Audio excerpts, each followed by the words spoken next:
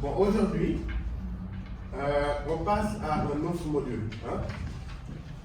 On passe au module qui s'appelle planifier pour votre entreprise. D'accord? En tant qu'entrepreneur, vous avez la responsabilité. Chef d'entreprise, vous avez la responsabilité de planifier pour votre entreprise. D'accord? On est bon. Maintenant, à la fin de cette session, les objectifs sont que vous soyez capable d'expliquer les avantages de la planification. C'est-à-dire, après cette session, quand on vous dit pourquoi un entrepreneur doit planifier, vous pourrez dire l'entrepreneur ou bien le chef d'entreprise doit planifier parce qu'il y a ça comme avantage. Donc, vous pourrez expliquer les avantages de la planification. Ça, c'est un.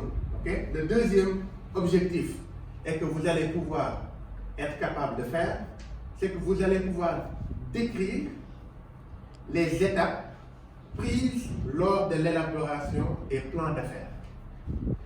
Quelles sont les étapes que je dois prendre pour pouvoir faire mon plan d'affaires, ou bien mes plans d'affaires? D'accord? Vous serez capable de pouvoir décrire et de pouvoir dire les étapes pour faire les plans d'affaires. OK?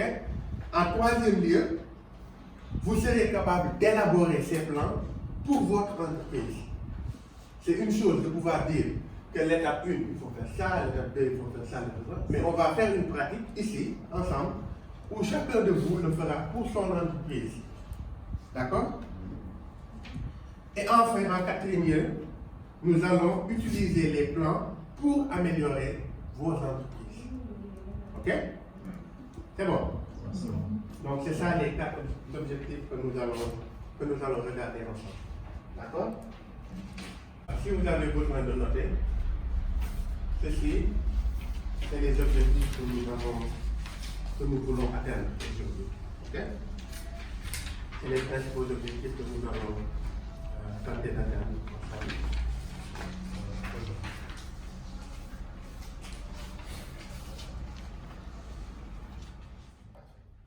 Effectivement, lorsque vous devez acheter quelque chose pour votre entreprise, vous devez planifier pour ne pas faire d'erreur. Aujourd'hui, vous ne voulez pas vous retrouver dans une situation où vous savez que vous avez besoin d'un équipement, et donc, vous allez juste faire une petite recherche, vous voyez quelque chose, vous l'achetez. Et après, une connaissance vient vous dire, mais tiens, tu aurais pu avoir ça beaucoup moins cher si tu étais allé sur tel endroit. Oui. Ça nécessite pas un appel d'offres. Ça peut nécessiter des fois d'être un appel d'offres. Exactement, ça c'est dans le procédé. Dans le procédé, effectivement, cela peut nécessiter des fois un appel d'offres. Quoi d'autre on peut faire à part les appels d'offres? Les prix. Avoir une liste de fournisseurs et puis comparer les prix. Voilà, avoir une liste de fournisseurs. Aller juste appeler les gens, pas faire un appel d'offres, j'ai besoin de ça, postuler, mais aller chercher l'information, on a dressé une liste, on a fait, ok. C'est une très bonne idée. Donc, un entrepreneur, il doit planifier. Il ou elle doit planifier. On ne peut pas être entrepreneur et ne pas planifier. Voilà, c'est même pas possible. C'est trop risqué pour notre entreprise. On va faire, avant d'aller dans les cours, on va faire un petit exercice. Vous quatre, vous allez travailler ensemble. Vous allez dresser une liste. Une liste qui va dire tous les facteurs, toutes les choses qui vous poussent à planifier. Toutes les raisons qui vous poussent à planifier. Vous quatre, Mohamed sera le juge. Moi, je serai objectif. C'est Mohamed qui va juger. Vous quatre, vous allez former un groupe. Vous allez nous dire, vous allez réfléchir ensemble et vous allez nous dire toutes les raisons pour lesquelles vous pensez qu'il faut planifier. Le meilleur groupe gagne. Moi, je suis là, j'écouterai. C'est Mohamed le juge, c'est Mohamed l'arbitre. On gagne quoi? Vous gagnez quoi? On va le définir ensemble. Ici, c'est la démocratie. N'est-ce pas? C'est la démocratie. C'est vous qui décidez. Mais vous avez 10 minutes pour vous concerter tous ensemble de ce côté, pour vous concerter de l'autre côté. Là, vous pouvez vous lever, vous pouvez déplacer vos chaises faites comme chez vous. Hein? Mais vous avez 10 minutes.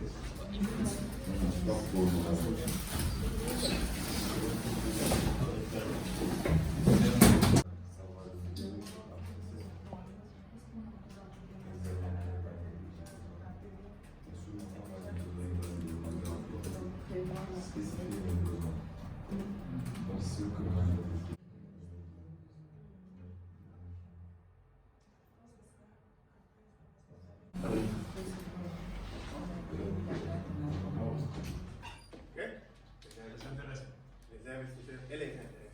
Parfait. Futurs collaborateurs, les gens qui doivent vous donner des feedbacks, mais principalement les investisseurs, les banques, les business angels. D'accord. Ruth, tu peux nous lire la deuxième phrase. Ce que vous pouvez améliorer. Ce que vous pouvez améliorer. Okay. La planification vous montre ce que vous pouvez améliorer. Qu'est-ce que ça veut dire?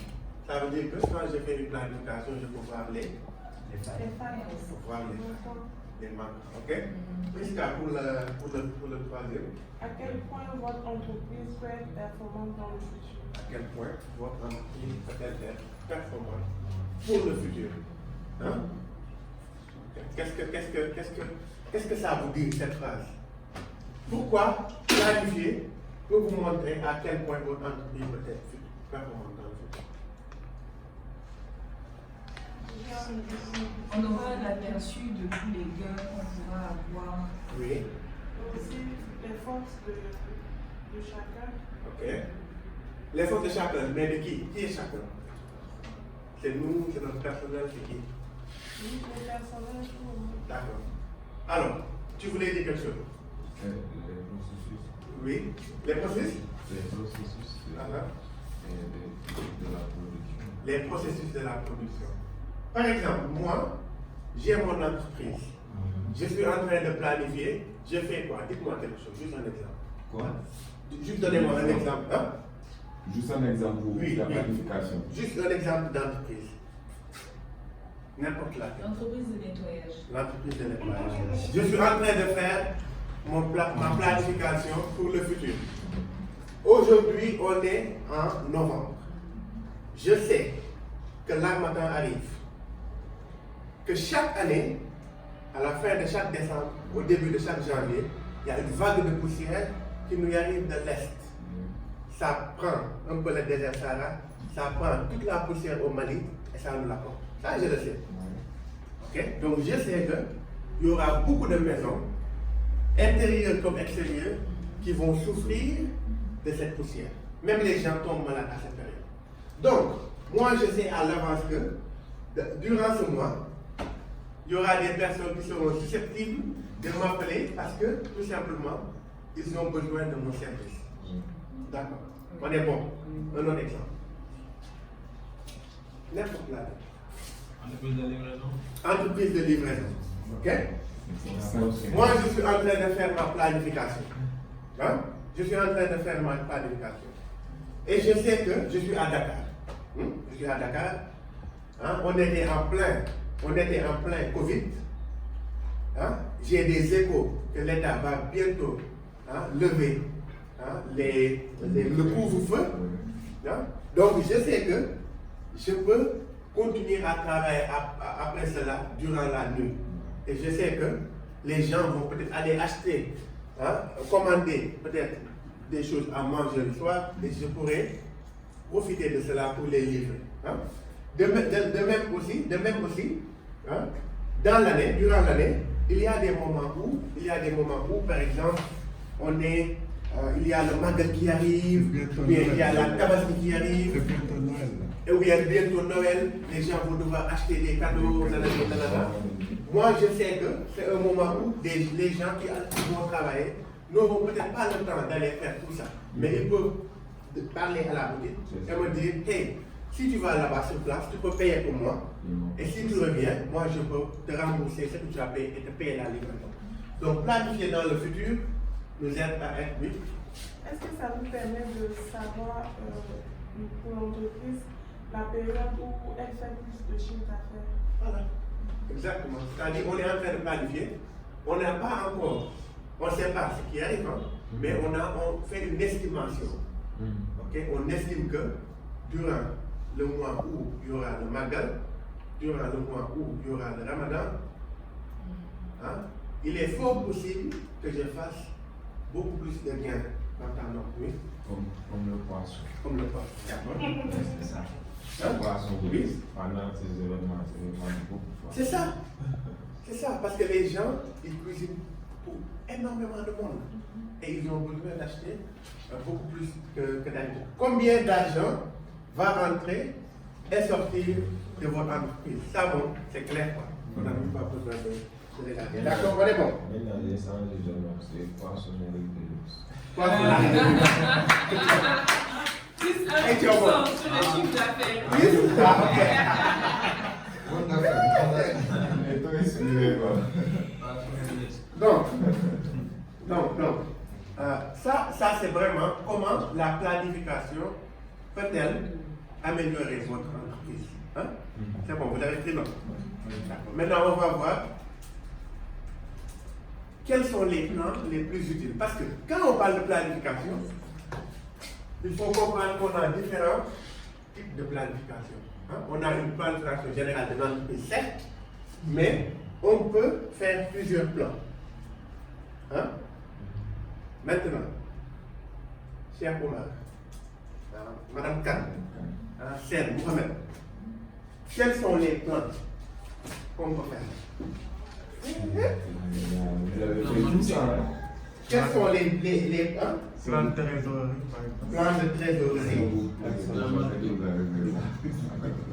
Plan de trésorerie, ok? Marketing qu'il a dit tout de suite là. Hein? Il a pas. On peut planifier le marketing qu'on va faire. Durant, Ok, ici, où ça? Plan de marketing. durant, par exemple, on sait que en décembre, bientôt Noël, il y aura des gens qui vont acheter Acheter pour des faire cadeaux. Je suis d'accord. Plan de vente et de Là, il marketing. faut que je fasse mon Quelque chose pour ouais, attirer les sponsoring, personnes. publicité, des D'accord. choses. Donc, plan de vente et de marketing. Hein? D'accord. Quoi d'autre? Encore? Plan de la communication pour mettre comme Ouais, c'est ça. Plan de continuité des services. Hein? Plan de continuité des services. Plan de communication des services. D'accord. Non, mais Dieu me rapprocher de moi. Fais sortir. Tiens-moi. Tiens-moi, demande la cheval. Tiens-moi, quel autre plan? Si on parle de plan de vente, qu'est-ce que tu parles d'autre chose? Plan de? Hein? Plan d'achat. Donc, on va dire plan de coût et de production. Hein? N'est-ce pas? D'accord. Non, on va y aller plus rapidement. Plan de coût et de production. Donc, effectivement, on peut avoir un plan de vente et de marketing. On peut avoir un plan de production et des coûts. Hein? Plan des profits. Plan de trésorerie. Plan d'accès au crédit. Oui. Le plan de trésorerie, qu'est-ce que c'est? Le plan de trésorerie, qu'est-ce que c'est? C'est marqué. Très bon. Il y a deux points qui sont marqués. Plan de vente et de coût. Ça peut rentrer dans les plans de trésorerie. C'est les intrants, les sortants. Hein? Je ne sais pas si je me fais comprendre. Non. Le plan de trésorerie, dedans, Oui. on peut- On l'avait appelé autre chose. On l'avait appelé Flux de flux. flux, voilà. Qu'est-ce qu'on avait dit? Il y a les intrants Oui, dedans oui. et les sortants. Voilà, donc c'est. C'est-à-dire les dépenses Oui. et les entrées. Et les sorties. Hein? Parmi les entrées, on a le cash qu'on nous donne Il y a- aujourd'hui, il y a- juste pour acheter. On a aussi nous, par exemple, on avait prêté de l'argent, quelqu'un est venu, il a acheté, mais il nous a donné que la moitié. Hein? Ou bien il ne nous a rien donné. On a fait un truc pour lui. Le jour où il revient pour nous payer, hein, ce jour-là, il y a une entrée. Mais il n'achète pas, il avait déjà acheté. Donc cette entrée d'argent aussi, ça fait partie des flux de trésorerie. D'accord? Il y a aussi les amortissements. Hein, les amortissements, on va revenir sur ça. Mais pour les sorties, c'est plutôt quand j'achète. Hein, ou bien j'avais pris un crédit de la DER, je dois rembourser. Donc, c'est non seulement le cash, mais aussi la banque. D'accord. Tout argent qui appartient à l'entreprise. Voilà, les créances. Tout ça, ça appartient à l'entreprise, ça ne m'appartient pas. Quand ça sort, quand ça rentre, c'est un plan de. Donc nous, on peut savoir par exemple que juin, Inch'Allah, qui arrive, juin, voilà, 7 mois plus tard, on a besoin de changer notre congélateur. Donc on peut le planifier. On peut le planifier, quoi. On peut le planifier. Ou bien, que tout ce qui parle tout de suite, c'est l'amortissement. L'amortissement, c'est quoi? L'amortissement, c'est que moi, j'ai acheté, toi qui es le lavage là, qu'est-ce que tu achètes comme matériel? Un aspirateur. Un aspirateur, d'accord. Moi, j'ai acheté un aspirateur, aujourd'hui on est quand? On est en 24. On est novembre. Novembre 2020. Hein? J'achète un aspirateur à combien?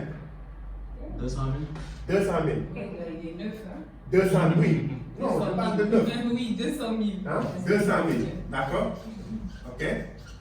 Un aspirateur qu'on utilise à temps plein, combien de mois ça dure? Combien d'années? Uniquement sur. Bon, il y a moquette, il y a. Bon, uniquement sur moquette, ça peut faire facilement 18 mois. Ça peut faire 18 mois. Oui, à temps Oui. plein. Mais sur les autres choses, si tu dois, ou bien principalement Sur moquette. D'accord, donc 18 mois, 18 mois. Hein? Oui. On sait que 18 mois, c'est l'espérance de vie. C'est l'espérance de vie. Hein? Maintenant, l'amortissement, c'est quoi? L'amortissement, l'amortissement, c'est moi, en tant qu'entrepreneur, je dois me dire, cet aspirateur-là, hein, dans 18 mois, je vais le perdre. Ok. Donc qu'est-ce que je fais? Je fais 200 000 divisé par 18, n'est-ce pas? Oui. Ok? 18, voilà, là, ça fait 1, 2, même chose. 1, 2, même chose. 1, même chose. N'est-ce pas? On a 11 000. 111. N'est-ce pas? Chaque mois. Chaque mois. Donc toi, sur ton 11 112 11 112, ok. 11 150. N'est-ce pas? Toi, ça veut dire que quand tu fais tes caisses,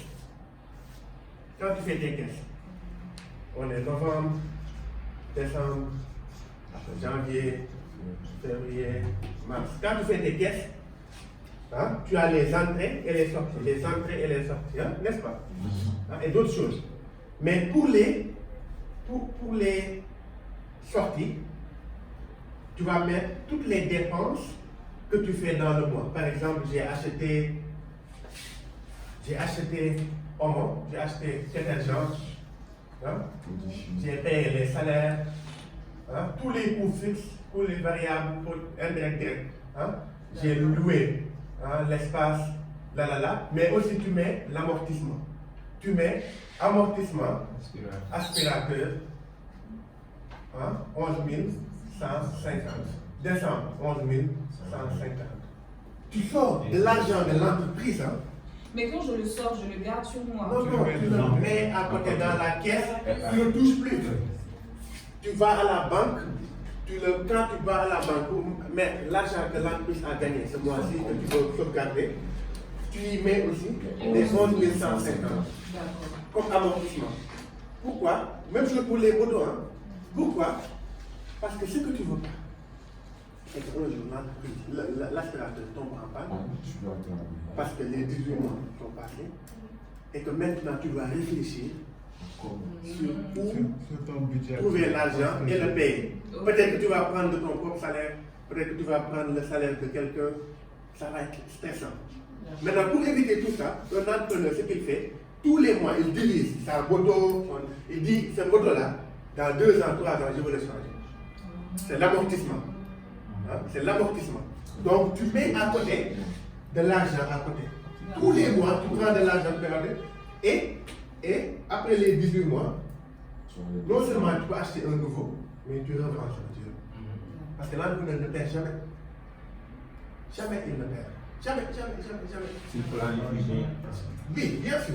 C'est-à-dire un bon entrepreneur, il refuse de perdre de l'argent. Pour nous, c'est son cauchemar. C'est bon, c'est noté.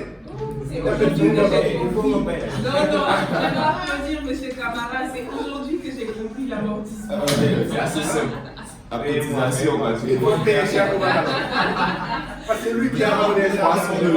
C'est égalité maintenant. Je t'ai donné le nom de l'entreprise. Maintenant, on revient sur notre truc. Hein? Maintenant que vous avez vu comment planifier, pourquoi c'est utile, qu'est-ce que c'est que la planification, et les plans utiles, oui. Donc tu disais, s'il y a un imprévu, oui, il peut y avoir des imprévus, mais ça aussi, c'est à nous de le mettre, hein? C'est à nous de le mettre, c'est-à-dire, chaque fois, c'est pour ça qu'il faut toujours un peu de trésorerie. Hein? On ne peut pas tout dépenser. Il faut toujours avoir quelque chose dans la caisse. Au cas où même un accident va arriver, quelqu'un peut se blesser, il faut le soigner. Les premiers soins, on ne peut pas le dire, va te débrouiller. Hein? On est son patron. C'est bon. Maintenant, Mohamed, c'est toi là qui commence. Hein? Équipe, quelle équipe? Cette équipe? Tout le temps. On y va. Hein? Ah non, vous pouvez voir comment ça se passe ici, vous venez là. Ok.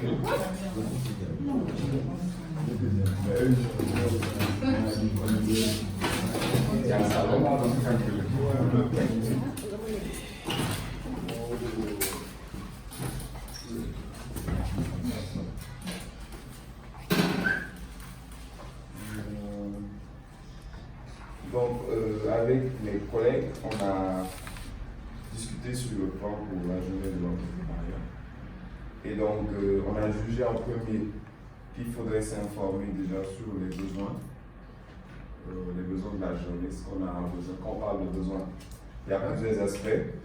On a parlé déjà des besoins matériels, des besoins humains, des besoins financiers et aussi de nos objectifs pour la journée. Donc, dans les besoins matériels, on a parlé déjà de s'informer. On parlait de s'informer, c'est déjà Une journée de l'entrepreneuriat mémorable et inclusif pour les jeunes entrepreneurs. Pour les jeunes, là, mais bien sûr.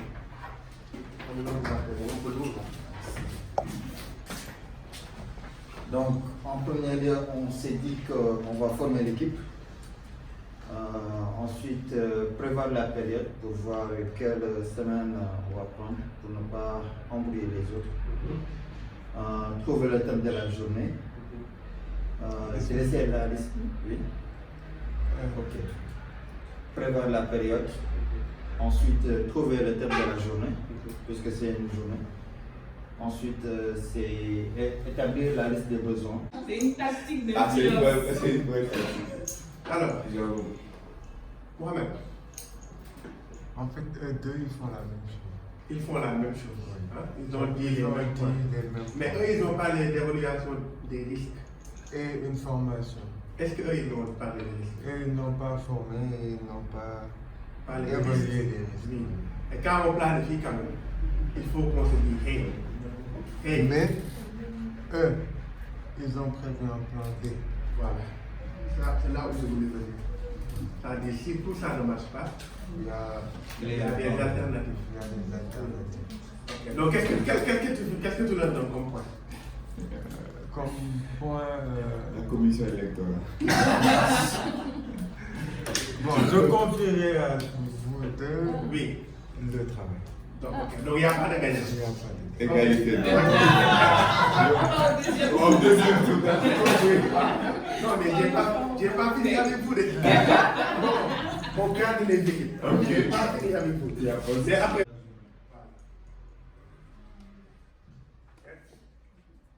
C'est que on prépare avec l'analyse de l'activité, qu'est-ce qu'on prévoit comme changement et c'est quoi les objectifs. Hein? Ensuite, on développe des stratégies pour pouvoir atteindre ces objectifs. Hein? Hein? Il a même parlé de tâches. Hein? Tu vois, les tâches là. On développe des stratégies de gestion des risques et aussi on a plusieurs plans. Vous avez parlé de plusieurs plans. Hein? On a un plan A, oui, mais aussi on a un plan B. Et après, dans l'utilisation, hein, il faut faire le suivi et une mise à jour. Et aussi, Ça, c'est pour votre entreprise. et aussi ils auraient pu aussi penser à chercher des sponsors. Ouais, ça Ils ont c'est pour pensé ça, à ça. c'est un peu ça. Moi aussi, en tant qu'entrepreneur, en tant qu'entreprise, l'activité, c'est de gagner de l'argent. Hein?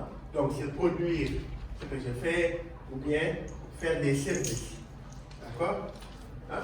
Et aussi, prévoir les changements. C'est-à-dire, est-ce qu'il y aura un grand événement qui arrive, qui va impacter mes ventes ou même mes fournisseurs? Peut-être que mes fournisseurs qui me fournissent les matières premières, peut-être que s'il y a un grand événement, ils préfèrent vendre là-bas que me vendre moi.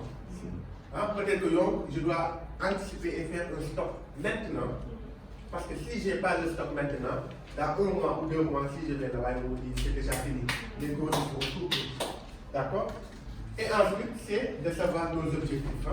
Combien on veut vendre, combien de maisons on veut laver, combien de personnes on veut livrer, je ne sais pas, hein? Nos objectifs. Après, c'est développer des stratégies de gestion des risques. Est-ce que ma moto peut tomber en panne? Tu l'as parlé tout à l'heure,